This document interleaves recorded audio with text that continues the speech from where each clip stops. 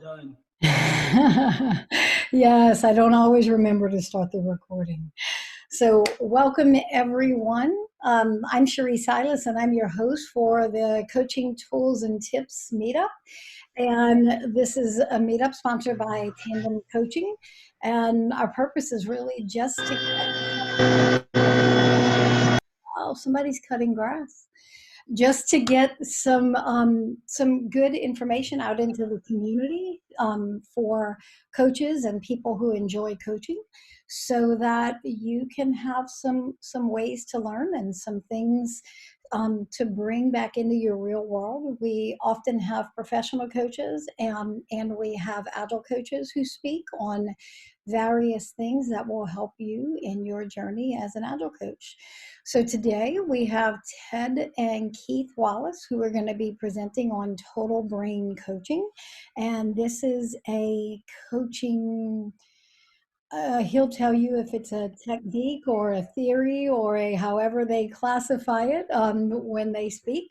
But they're going to be presenting for us today. So I will put everyone quickly on mute, and if you need to speak, just unmute yourself. Just stay muted while they're talking so we get any background noise out of the way. And you're welcome to keep your cameras on, because I think Keith will be going a little bit back and forth between us seeing one another and seeing slides, so that way we can interact. And lastly, if you have not already, if you want to add your location to your name, that would help us all to kind of get a picture of where we are in the world that's all here today. So welcome, and without wasting any more of your precious time, I'm going to hand this over to Ted and Keith. Thank you so much, Cherie. I really appreciate it. I appreciate you inviting us here. I feel super excited and happy to be able. There's so much to share with you. This is a Total Brain Coaching is a book that my dad and I wrote, and it has habits. It's all about habit changes, and there's just a lot of people on this call that I really appreciate. So it's fun to be able to share it with you all. I'll be speaking. My dad will be speaking. We have Sherman Gomberg, who will run a virtual scavenger hunt in the middle of it. And we have Pat Reed also, who I'll ask at the end maybe to share some things. We're writing a third book with her now. So very, very exciting. Cherie's actually, when we did this Total Brain Coaching book, I was taking a course from Cherie, and I was so moved and excited by it and kind of the depth of coaching that I asked my dad to join me. So he actually jumped into that class too. So we are very much grateful to Cherie's teachings. I'm going to jump in and share my screen real quick. We do have slides. We have some interactive activities, so it'll be a mixture of those. There's a lot of knowledge, so that'll be a big part of this. So let's see. Do you see my screen? Yep, we see your slides. Okay, great. And so Total Brain Coaching, we have a dramatic picture in the beginning, but it's all about unlocking your full brain potential using neuroplasticity so that you can reprogram your brain, and you all are the sculptor of your own reality. So this is our agenda. We were going to do introductions with everyone, but it seems there's a good amount of people on. So I'm going to do a quick one with my dad with the name, profession, and unusual habit. But if people could, in the chat part, put that in, their name, profession, and any habit they want to share. And also, yeah. Cherie had a great idea. You could share something in your background that also represents you. We're going to use two games today to kind of enhance the presentation. One's going to be a virtual bingo, and I'll go over that in a second. The other is going to be a virtual scavenger hunt, and I'll go over the virtual bingo. Finish with the agenda. We have also the big section will be what is total brain coaching. So we'll go into the why and the what. Those are the things we'll talk about, and we'll have questions and answers at the end. So virtual bingo link, I have this up, but I think Cherie is going to share that with you. And I'm going to jump out of the presentation and go to what a virtual bingo card looks like. So Cherie's going to share that in the chat. Good. And there's only 30. I chose the cheap version of this. I apologize. So I have 4 different links, and each one can do 30 cards. So if for some reason the link doesn't work, maybe choose the next one.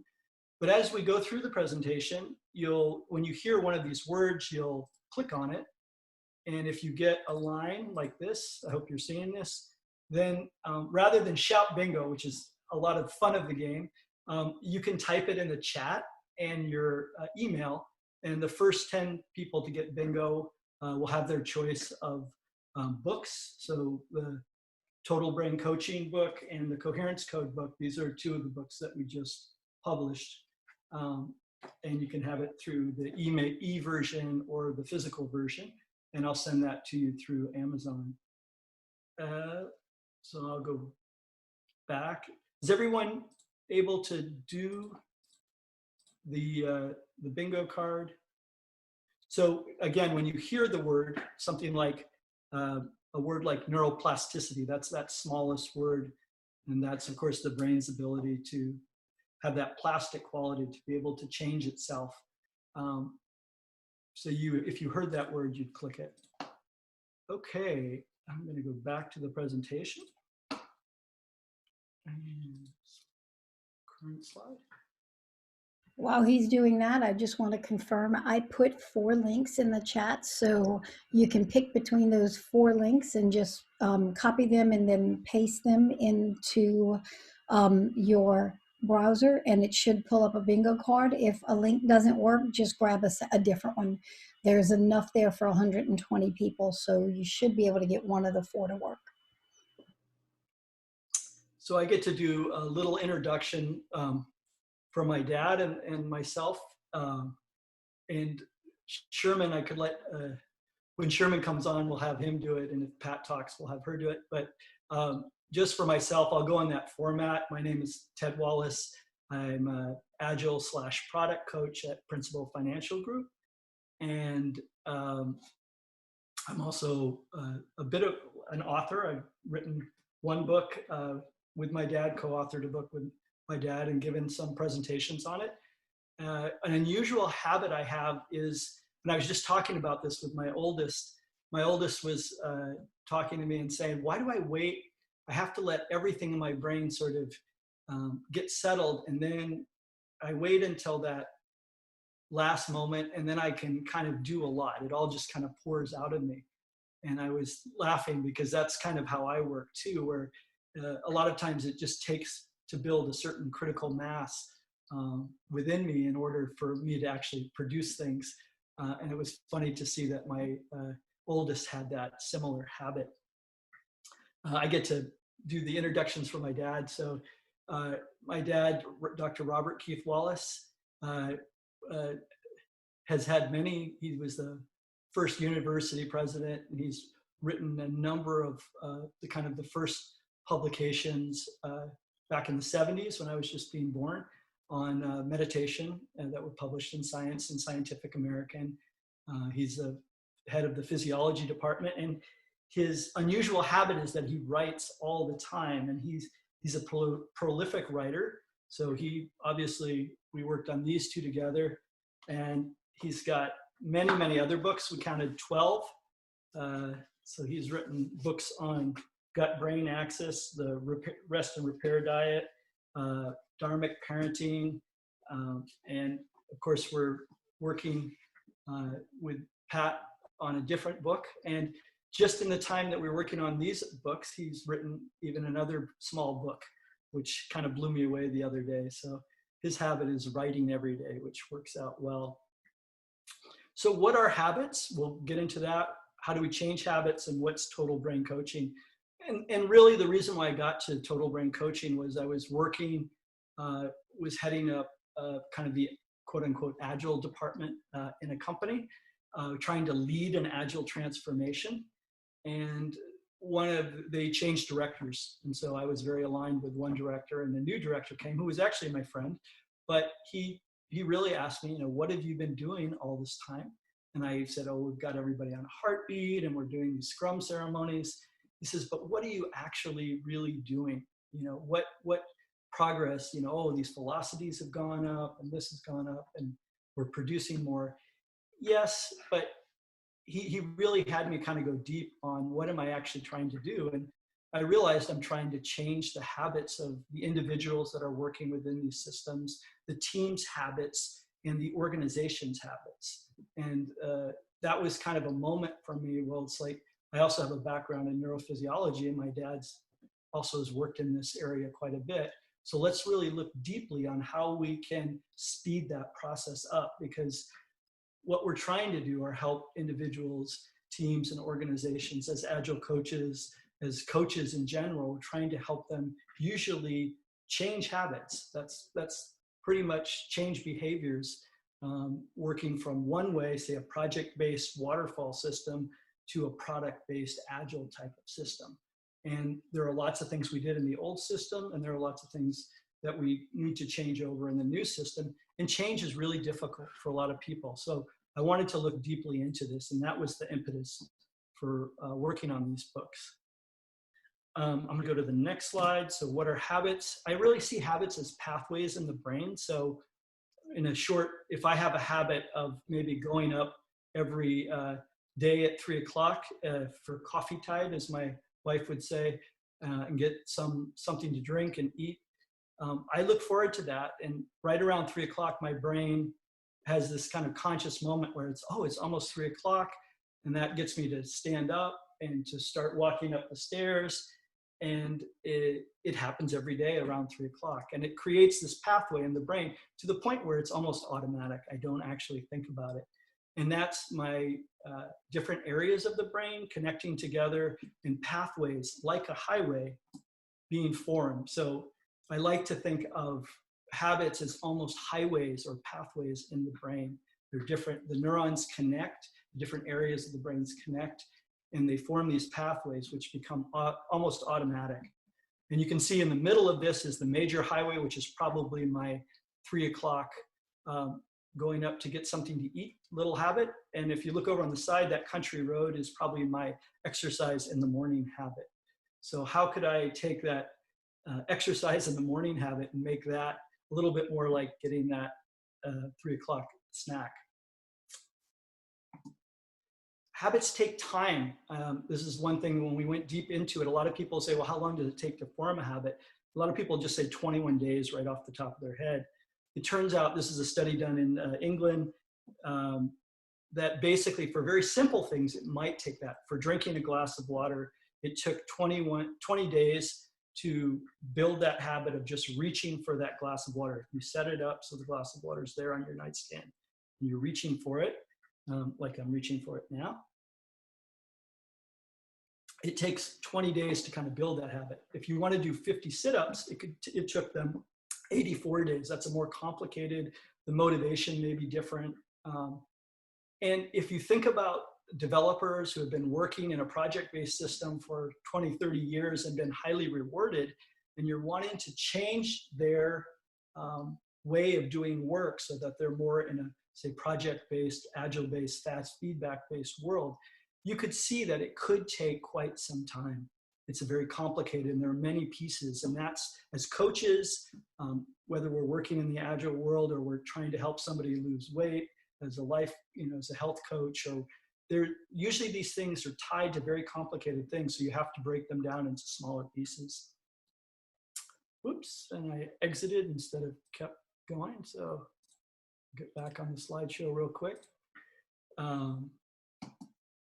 So neuroplasticity is a key in this, and I get to turn it over to my dad to talk through neuroplasticity and why it's such our superpower.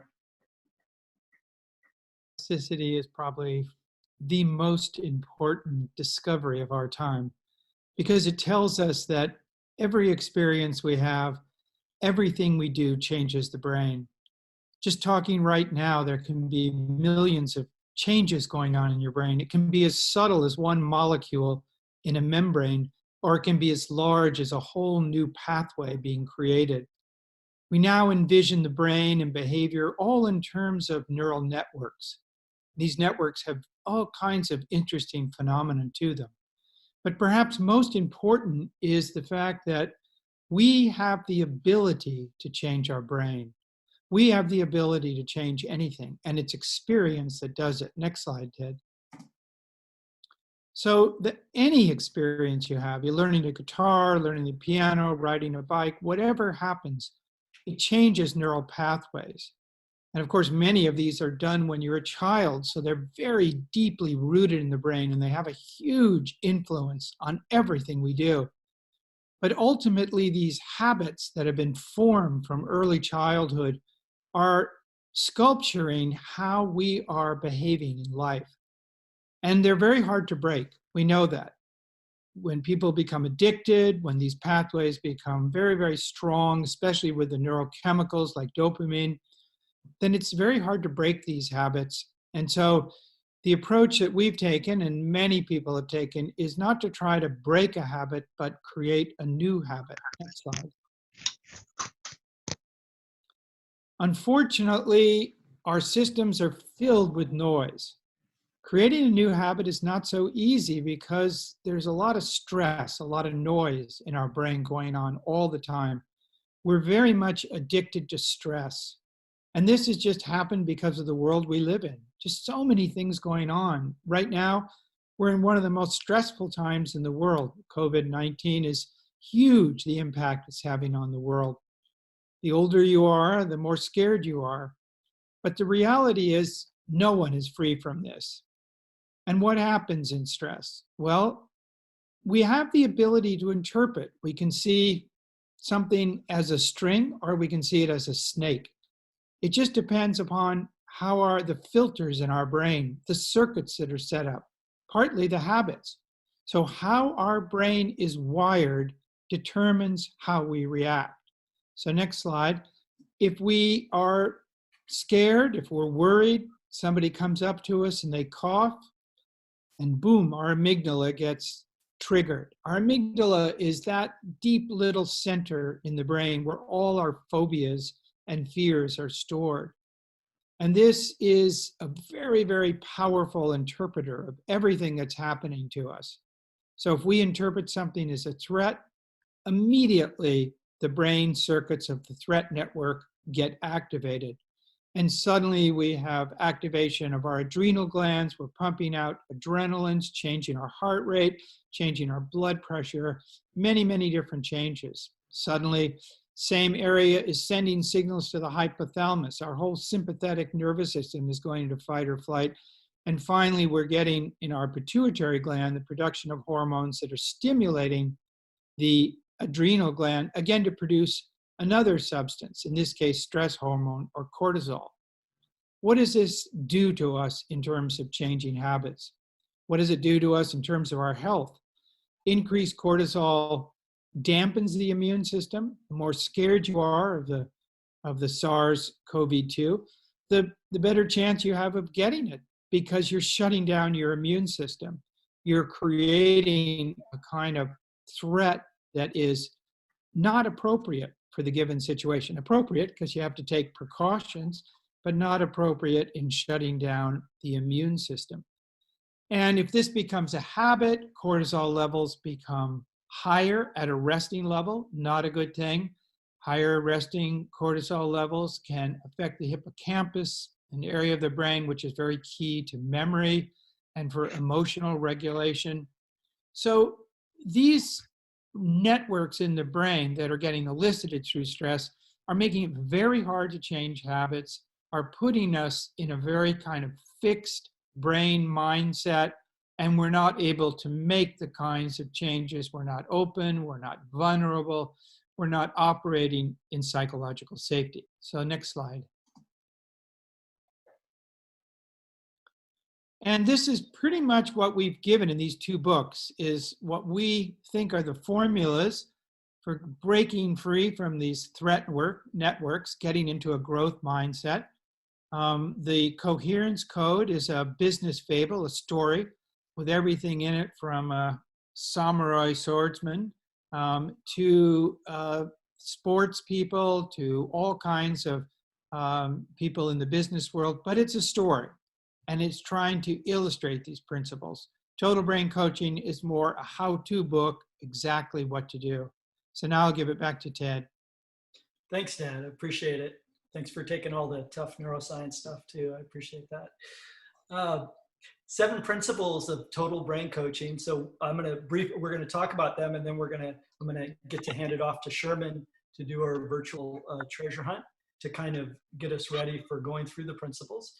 The first one is discover your energy state. The second is harness neuroplasticity and gut-brain axis. Third is the power of attention. Fourth is rhythm and resonance. The fifth is actually, it's feedback matrix. That's I wanted to add that, but I didn't till the end. So it's usually about feedback matrix there. I is improve and integrate, and C is celebration. And each of these are principles which allow us to better learn who we are and how we can change our habits holistically and effectively and efficiently. So we're going to actually go into an exercise now, a virtual treasure hunt. I will turn this over to Sherman. Take it away, Sherman.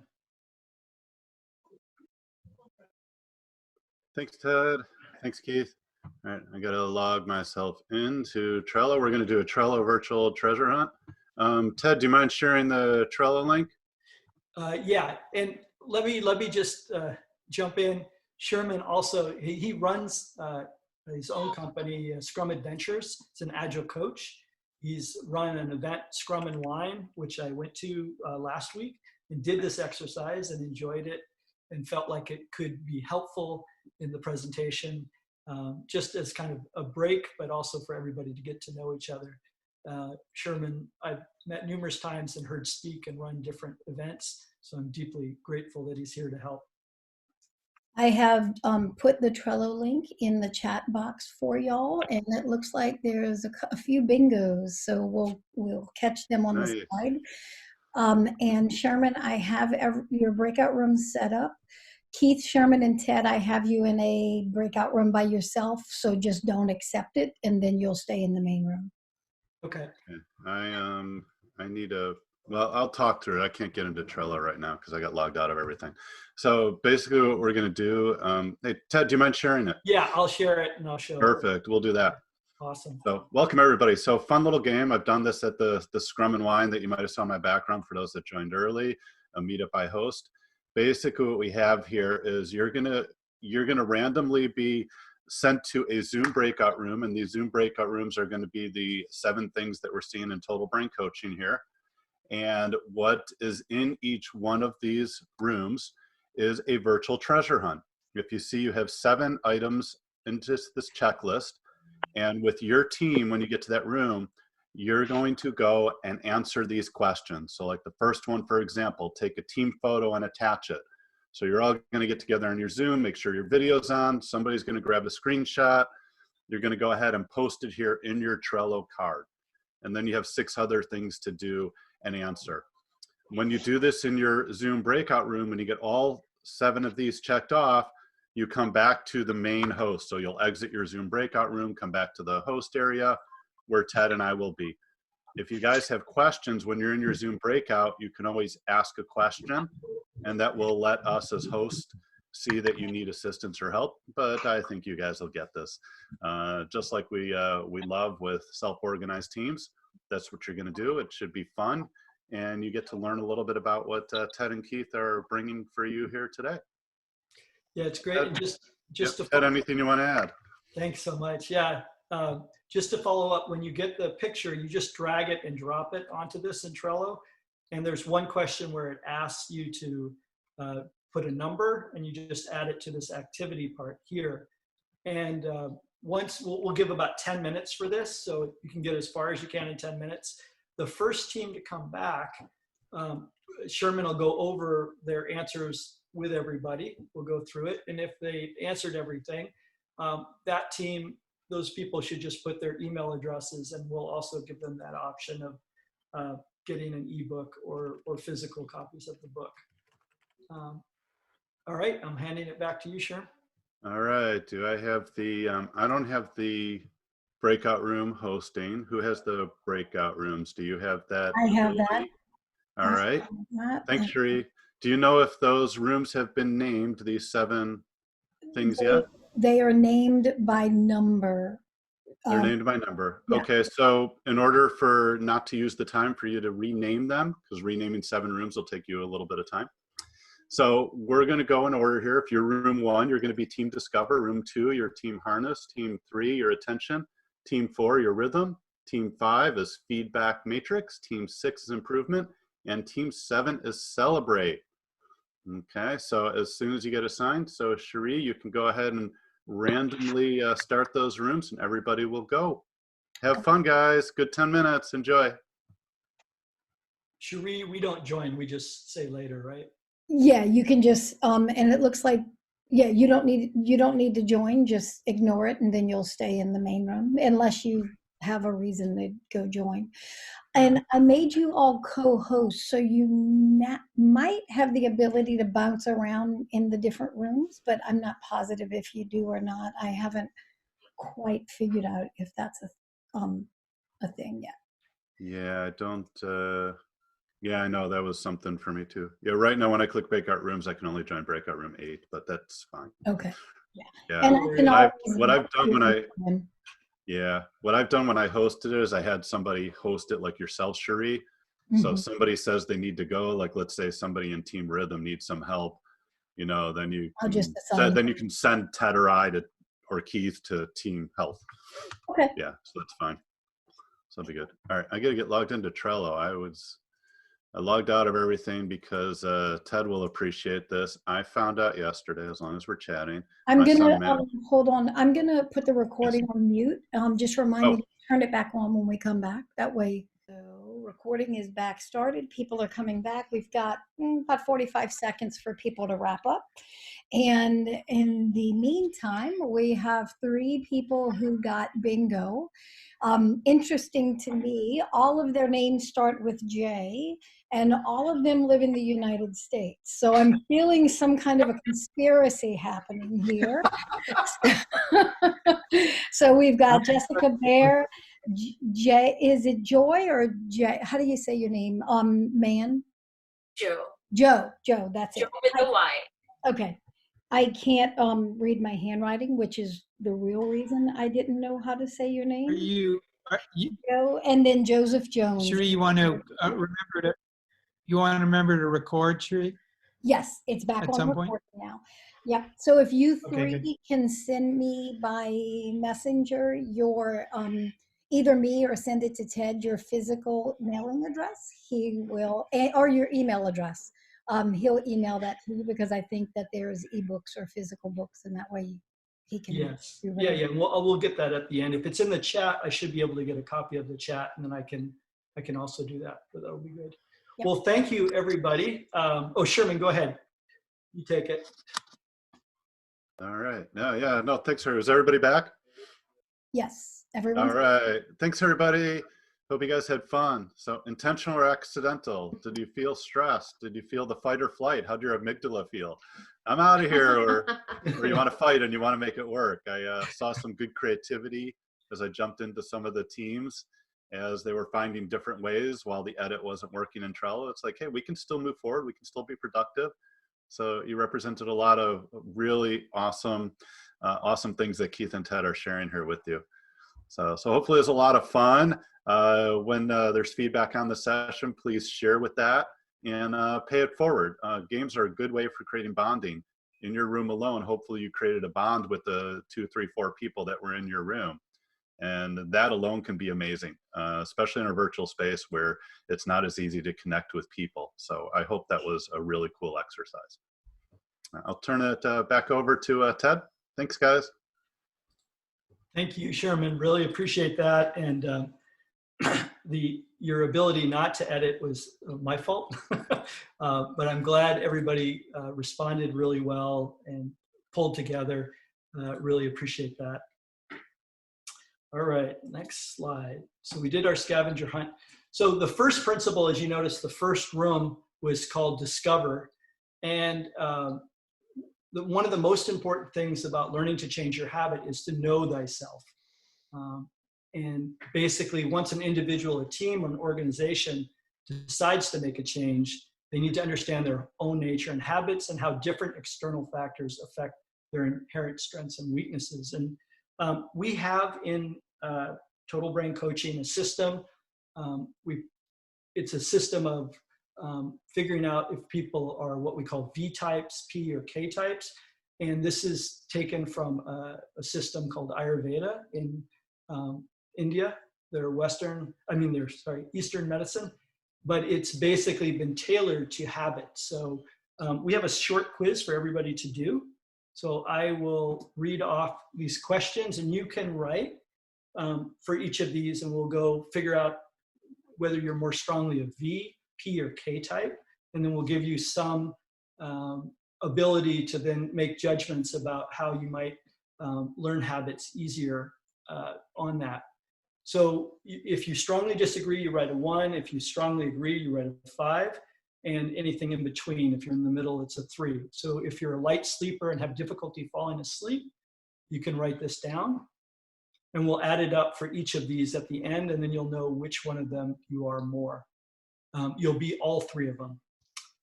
Irregular appetite, you can put either 1 to 5.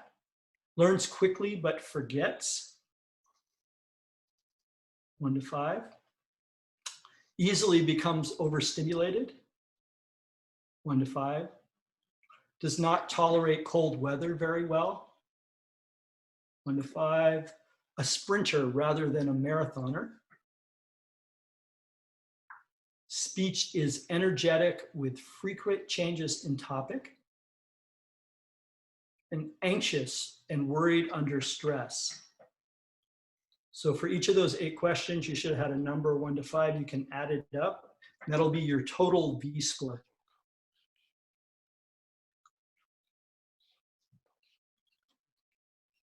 Okay, can you give us a few seconds just to write the answers? Absolutely. Sorry, I'll be a little less quick. I'm a little Vata or V in this situation.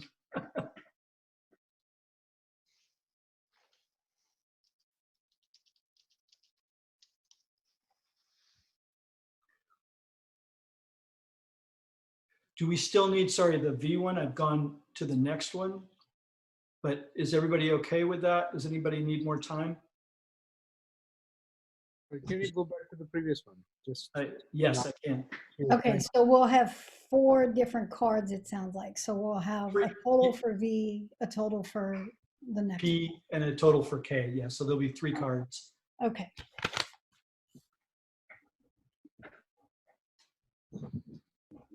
Okay. Now I get it.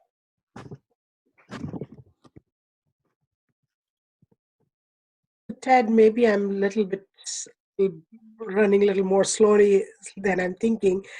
So I have my total number. So what's what next? So next one will be P. So we'll do the same thing for these questions. Is it okay for me to go on to this card? No, can you just go to the previous card? Sorry. Yes. And then you'll add up your scores and you'll have a total for that V score.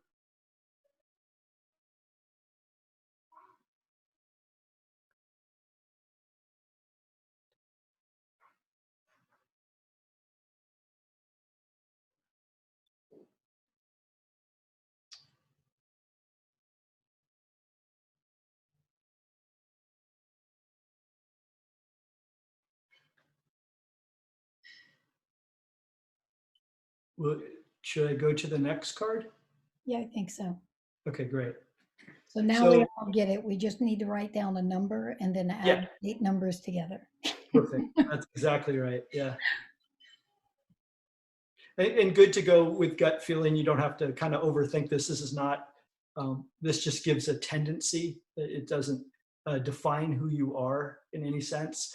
It'll just give you some ability to use some of the knowledge we have to kind of figure out how you're going to be able to learn habits a little easier or help other people learn habits.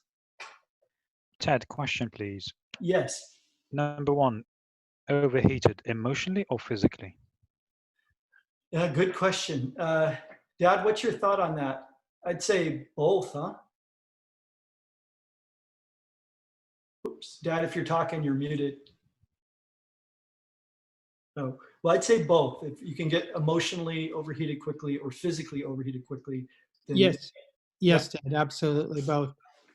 It was meant to be physical, but it also works mentally too. Keith, if they're different for me, shall I lead with the physically? You Since just go with the physical then. Cool. Yeah, like if you're in a room and you're always turning on the air conditioning or you're always opening the windows, or you want to go swimming all the time, be in water, there you go. You're a P energy type. It's fire.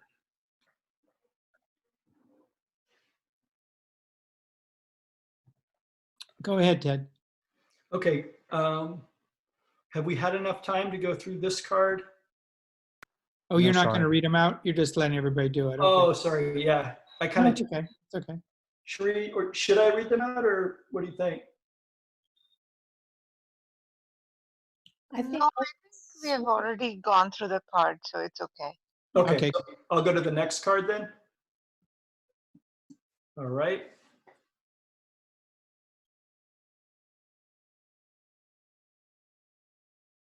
We'll give 1 or 2 minutes or 3 minutes for filling this out.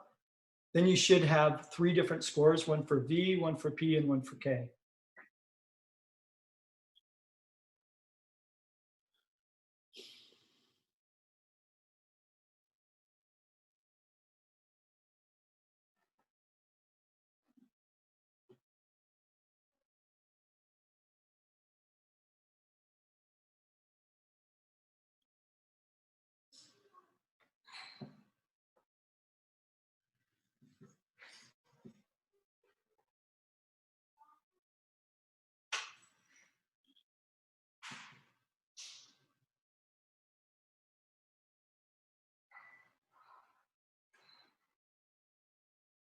this is so interesting, by the way. So, well, yeah, so do I need to leave this up or should we go on? Is everybody okay? I'm just seeing the screen, so I can't see people's faces. So it's kind of like, oh. I don't hear anybody yelling. Okay, Wait, great. so I think we're good. So if you had a predominantly V energy state, that would be creative, energetic, and balanced, can be anxious, easily distracted with out of balance. V energy state person needs to maintain a good routine and stay grounded. So these are people that you could change quickly. So you could learn a new habit quite quickly, but then you could, one, be easily distracted, or you could go back to your old habit. So you're quick to change, but whether you actually maintain that habit or you jump to the next habit, that's something that you would look out for. So if you were coaching somebody with a V energy state as the predominant, then you would know that about them, that they could maybe look. Yeah, go ahead, Dad. Well, I was just going to say, no, so you got 3 scores there. Oh, yeah. And typically, each person has one that's a little higher than the other. So, if you're a kind of fire person that's very gold oriented, you tend to be a P energy, which in Ayurveda is called Pitta. And but no person has got only one, because your body is made of these 3 different energies: Pitta, Vata, and Kapha. And so if you have, like, say, your highest, like, say you have, I see some people on here that have a P that's 28. So that's, pretty high. Now, maybe you have a V that's 18. So obviously the P is bigger than the V, but maybe you have a K that's only 10. So that makes you a PV. You tend to have 2 characteristics. And some people, it's rare, but some people have the same score for each, like, 21, 22, 23 for each of them. That's a very interesting one. That's what they call tridoshic. It's a tri-energy state. But usually people are predominant with 2 tendencies. So once you see what you are, then we can explain to you how you coach a person who's like a V, P, or K. And we just are picking the main three, but knowingly, you could be a VP or a PV, you could be a KV, you can be all these interesting combinations. But we're right now just going to emphasize the main one. How about, Yeah. How about what? quick question, how about how our score influenced the way we coach?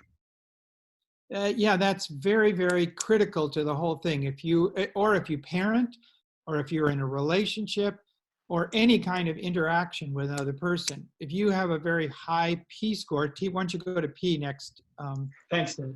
And if you go to P, these are people that are very goal-oriented, sharp intellect, often very competitive. They're often athletes and so forth. So that's somebody who's, you know, a good project manager, getting things done. Boom, everything is, you know, good head of a department. Like to get things done, very goal oriented. But if they're out of balance, they can get angry and aggressive. That can be a problem. And you'll see that there are certain tricks that Ayurveda has developed over many, many years. They're almost like an understanding of the epigenetics of a person. That means how you change something in the environment to change something in the physiology. So they figured out years and years ago that if a P energy person doesn't eat on time, or if they get overheated, hot weather, room's too hot, they can easily become angry, controlling, and more aggressive. If you're a V energy person, you're predominant. When you go back for a second, Ted, just one back. Yep. If you're a V energy person, you're going to be very creative, very energetic. You learn things very quickly. So you probably finish the quiz first. Yeah, okay, that's right away tells you, okay, you're a V energy person. So you're very good at getting things done, a good marketing person, good advertising person. You're always going to have a creative angle on it. But the problem is if you go out of balance, you might skip around on topics. You might get a little anxious. So you won't be like a P person will just be controlling. You'll start moving around too quickly. So staying in balance is essential. And again, for a V person, it can be incredibly easy. Something as simple as sipping hot water. It's like an ancient little trick they had, epigenetic trick where you sip hot water and boom, you're grounded again. Staying away from cold weather. Having a routine is very important for a V person. So there's certain things that'll keep you in balance. Now the K person, those of you that took the longest to do the quiz are probably K types. You're steady, supportive, kind. When you get out of balance, you can get a little lethargic, stubborn, even depressed. And you tend to be slower, but you're much more thorough. You want to know every little detailed procedure, but you take a little longer than everybody else to change a habit. You might take longer to coach people. You might want the whole group to go through something a little more long, you know, not quite as quick. You need to know everybody what they're doing. And again, there's a little secret to all these people. Just get up off the couch, be active, do exercise, do stimulating things, and that suddenly puts your energy state back in balance. So that's a quick overview. All right. Can I ask you a quick question? So I was find it very interesting that you said the P persons are project managers and you were able to tell the professions and get the things done. Right. What about the K and B? Well, the K person is often like a president of a company will be a PK, meaning they've got the P, the fire to move them forward, but they've got the K, that kind of earth element, which keeps them very precise and exact. So a PK person, that kind of combination does it. If you're a complete K person, you can be very warm, supportive. You're just a different style of management. Your style of management is more, you know, friendly. You take a little longer to get things done, but you don't make mistakes. You're very thorough. If you're a V person, you get things done very, very quickly. You're very creative, but maybe a little too quick sometimes. So it's nice to have another person who's got a little K energy working with you so you can balance each other out. Teams are often a composition of many different types. So you utilize each of the types when you're coaching the team because each one has a value for the project. Yeah, it's a huge area, and we kind of show this. This is something that's in the book, but you may use other like Myers-Briggs. You may use Colby. You know, the main principle is to know thyself, and this is one way of doing it. We do give a lot of this knowledge in the book, and once you know yourself and you know the people that you're working with, that's going to give you a tremendous advantage in terms of helping them change their habits, because you're going to know how you're going to interact with them and how they're going to react to you. So that's kind of that first principle. And again, it's a principle. We've given one system here, which we worked a lot on. We put that, and so that's why it's in our book.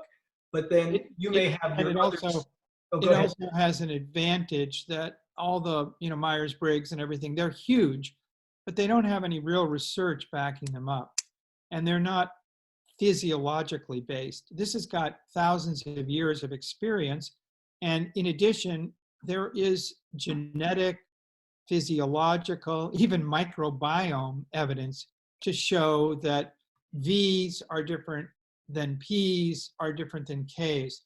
So it has a kind of an interesting advantage, at least for me, that it's more physiological. It includes the psychological, but it has a kind of stronger basis in what's actually going on in your body. Sorry, I just had to. No, that's awesome. Hello, I have a question. Yes. What happens if you have the unequal V and K? My numbers are the same. So how do you choose between both? Does it mean that you're a balanced person? How do you explain that? Yeah, so that's a very, your V and P, right? Is that right? It's V and K. Yeah, good. So that's very common. You're a creative. V and K, yeah. Oh, V and K. Oh, V Yes. and K is a very interesting one. That is very interesting because you can go at either speed. You can go fast or you can go slow. It gives you a lot of flexibility, actually. And it's kind of each one of these, the key to them is staying in balance. So if your V goes out of balance, that can throw things off. But as long as you keep both in balance, you actually have a lot of flexibility. You can go fast or slow. You can go quick learning, slow learning. You can be very creative, and yet at the same time, you can be very steady. They're all very nice combinations. There's no one better than the other, really. Yeah. How could Thank you. and P are same? For me, both are same. So- V and P. V and P is also, having that P, which is fire, you're kind of driving forward, very purposeful, but the V is giving you a certain degree of creativity, so you'll always find solutions to the problems. That's also a very nice combination. All right, so just a time check. You've got about 15 minutes, so not sure how much you have left. So I just want Thanks. to make sure. Yeah, thanks. Appreciate it. Oh, So, Dad, you want to go ahead with neuroplasticity? Okay, well, I think given the time, I think I've said enough on neuroplasticity. But the main thing is what we're trying to do in changing a habit is to rewire the brain. It sounds huge, but when you realize the brain is changing all the time anyway, it's not so huge. Whenever you do something in a repeated fashion, you create a neural network. When you create neural networks, that is the basis of a habit. Now, what we're throwing into this, which is so new and so exciting, is the gut-brain axis. We now know that we have this microbiome. Let's see, what do you got here? Okay. Yeah. So we can do this. Yeah, we can do this. Okay. We now know that we have this microbiome that's very, very cool. It connects the nervous system, endocrine, immune. The enteric is the nervous system in the gut, and the endocrine is the nervous system, and the gut bacteria. Who would have imagined that bacteria, 30 trillion friendly bacteria, would have an influence? Changes how you feel, whether you're happy, you're sad, It's connected to almost every disease right now. These bacteria produce thousands of chemicals that get into the bloodstream, affect the brain, and affect how we react to stress. Believe it or not, you have 10 times as many viruses, friendly viruses, that live inside the bacteria. So this is a whole world that we're just learning about, and science is just being, medicine is just being blown open by this understanding. And it's why things like diet is so important. It's why so many different lifestyle things can affect us. Okay, next. So you want to do the power of attention? I'm faster than you, so Yeah, you go, I go. talk Buddy. quicker, so You go. My Vada's revved up here, folks. I'm moving. So attention. Okay, so we have a couple of interesting things here. The simplest notion here is that if you're doing one thing at a time, it's easier. If you do it in small steps, it's easier. What you put your attention on grows. So we have a whole variety of little sub-habits in here, sub-tools to help you learn it. I don't want to go through them now. We could do it some other time, but they're very, very, very useful. Okay, next one. Inner rhythm. Okay, again, knowing who you are and who your client is. You have a rhythm. You're either fast, your Vada's moving fast, you're slow, you're going very slow, or you're somewhere in between. Knowing your rhythm, knowing your client's rhythm, huge importance. If you're out of sync, if you're not staying balanced, it can be really hard. Really hard. If you're a pitta mom and all this fire is pouring out of you, you want your Kapha kid to be on time and he's out of balance, he's taking twice as long as to getting ready for school, disaster. So when you know this stuff, you can prevent it, you can take steps ahead of time. Next. Okay, this is Ted. I leave this over to Ted. Yeah, so this is the feedback matrix. And so how do you change your habit is a lot of times we talk about getting a new habit to replace an old habit. That's using your neuroplasticity, balancing your gut, knowing your rhythms. But you need tools. And we basically use 4 different tools. You have self-coaching. So the name of the game is repetition and feedback. So self-coaching is something like journaling. It can be using a computer app. It's a way for you to self-coach. Getting a personal coach is absolutely one of the best ways to change habits. So if you're self-coaching by journaling and you've got a coach that you meet every week, that's going to allow you to change the habit that you want to change much quicker. You can also then invest in being with groups. So if you have a health habit of saying losing weight, which is a common one that we work with, or wanting to do certain exercises, you join a running group, or however that fits into your habit plan. But actually the most important one is environment. And obviously we see that in the Agile sphere. When companies start, they change the whole way that their teams are facing. They try to co-locate everybody. They try to get everybody sitting face to face so they can talk quickly and have these fast feedback loops. So that's actually one of the most important parts. When you want to change, if you want to stop snacking, then you get the snacks out of the house. If that's the type of things you do. You change your environment. If you want to drink that glass of water every morning, you make sure that glass of water is there every morning so that when you wake up, the first thing you do is you just reach for it. So by using these 4 different, what we call feedback matrix, self-coaching, personal coaching, group coaching, environmental coaching, you basically amplify the learning. And that's what allows you to most holistically and efficiently learn habits and behaviors. This continuous improvement and integration is all Agile and Scrum and all the things that many of us on this call know about. That's how it's incorporated into these 7 different principles. And it's all about, again, the name of the game is rapid feedback, and that's what helps to facilitate and improve.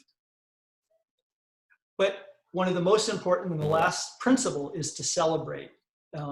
Every step of the way you should be celebrating. And it's actually really hard for people to celebrate for some reason. They only allow themselves to celebrate at certain moments. But when you're learning a habit, you need to celebrate every day, every time you fulfill that habit, even if it's just a small pat, you pat yourself on the back. I've seen teams do what they call chomps. There's lots of creative ways. We have a gong in the dojo. We got this big gong, and every time we did the habit right, we hit the gong. It's very important. And there's a principle called the progress principle. I'll let my dad talk about that. But that's the seventh principle in total brain coaching. Maybe we should, say it again. Oh, okay. We can just quickly go through that. maybe we should skip it and go to Pat, and then. Okay. Yeah. The last part, I'll just do this really quickly. This is like so we have these 7 principles, and what we do is we create protocols from those principles. So under each of those principles, there's lots of tools, and we've created one protocol, and we use it. It has 8 different steps. We first did the same exercise, and the person was a P-type person. The second one is we wanted to figure out what habit to change.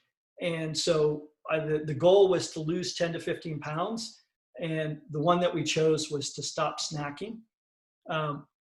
We decided the reason why we snacked, the person, so this was an actual coaching that we went through with people, was that they ate too quickly and they snacked. So these were 2 things. So we basically used the principle of attention, that they put their fork down between each bite so they enjoy their meal more. And also anytime they felt like snacking, they would drink water. And we had the rhythm of the coach and the rhythm of the client. We figured that out. We also had them try to get a little bit more better sleep, more meditation, eat something that would promote neuroplasticity. And the different steps that we did was we journaled. We had a coach. The person's wife was helping. The family was the group, and they removed snack food from the house. And you can see we measured it, so the weight went down. And we had our celebration was a weekend retreat in a certain place when we achieved a goal by a certain thing. So that's how you create a protocol from these 7 principles. You use tools, and we have it on our website and in our book, the different tools. You build a protocol, and then we're having it so that on the website, which I'll bring up, and then we'll go, oh, that's not what I wanted. So this is the website we have. We have a nonprofit foundation underneath it. Right now we've sold, we count this counter when we sell a book or somebody takes a course or a coach sends in an experience they have with it that's considered successful. So we want to help 1 million people. We've helped 1,008 so far since January. We have the different kind of things here, the different ways we do it. We also have a more in-depth quiz than what you just took on the website. So you can just go and take that quiz. It's right here, this energy state quiz. And just so you can see what the protocols look like, and then you can see here, we have different people sending us, so they create a protocol. And so we give it a name, usually TBC Protocol 1. What habit they were trying to establish, how long did it take to establish it, has the habit remained after a month, description on how they used the protocol, and learnings from the protocol. So the real goal of this is to help everybody. And again, this is a nonprofit. This is not anything more than just creating knowledge so that coaches can help people change their habits. There's a lot more information, but you can just go to the website, totalbraincoaching.com. The best part about this and writing these 2 books was I got to present in Northern California, and Pat Reed, who is I'm a huge fan of, was there. She's a leader in agile thinking. And Pat, I don't know if you're still on. Do you want to talk at all or say anything about this? Thank you, Ted and Keith. I'm happy to, but possibly the group would prefer to use this time asking you and Keith questions. I defer to the group. Anybody have, what are people? So Pat heard this presentation, and Pat's incredible at mindset and going to Fortune 1 companies or going to governments and to actually getting them to begin with their agile work and creating coaching groups within. And Pat has a whole platform of adaptive leadership that we're working with, the neurophysiology of leadership. And yes, it's always fascinating, but the time is too short, to be honest. So I don't know, maybe we can invite her at some other time. But anyway, just to kind of a shout out to her, she's absolutely amazing. How much time is left, Shuri? We have about 5 minutes. So if anyone has questions, what I will ask is if you have questions about the concept, yes. If you have questions about you personally and your scores, if we could defer them and you could reach out to Ted or Keith individually, that way everyone gets the most. So if you have questions, we have time for a couple. Just come on in and ask your questions.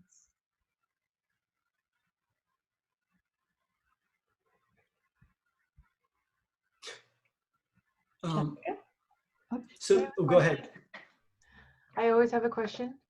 So I'm curious to know a little bit more about the background and the, I guess, the Eastern traditions that this comes from. Can you maybe give us a little bit more content on where this came from?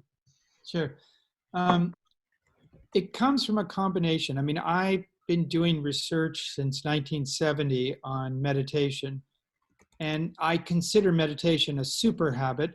There are, many things that you can use as a super habit where they change the kind of neural networks in the brain and make it easier to do other habits. And as I learned more about meditation, I also learned about Ayurveda, which was this yoga, Ayurveda, meditation, transcendental meditation is what I learned, but there are many other types. And I found, that they're all very connected. And they all have this very deep, profound understanding that if you want to change the person, you have to really change the brain. Now that's an interesting interpretation of these traditions, and now the brain and gut, because Ayurveda puts all emphasis on the gut.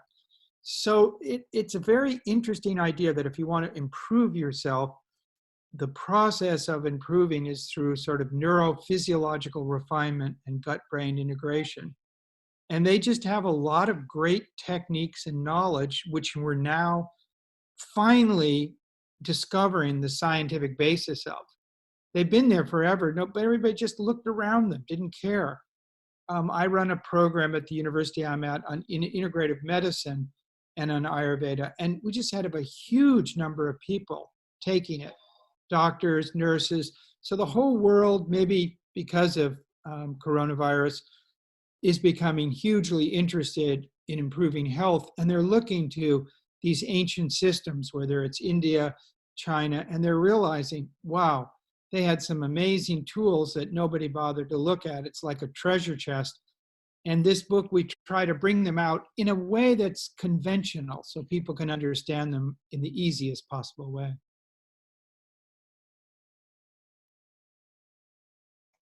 Thank you. Sure. So you've got your suit, you got your Batman in the back there, so you've got your superheroes up right away. Yeah, that's good. That's good. So the team that came in, I think, Andrew, now there was a little bit, so people who want the book, just send, I'll put my email up. Just send me an email and I'll figure it out. I feel like normally it was going to be just the team that came in first, but because of the mix up, people who really want it, send it to me and I'll figure it out. So my email is tedtalktoday@gmail.com. I'll put it in the chat.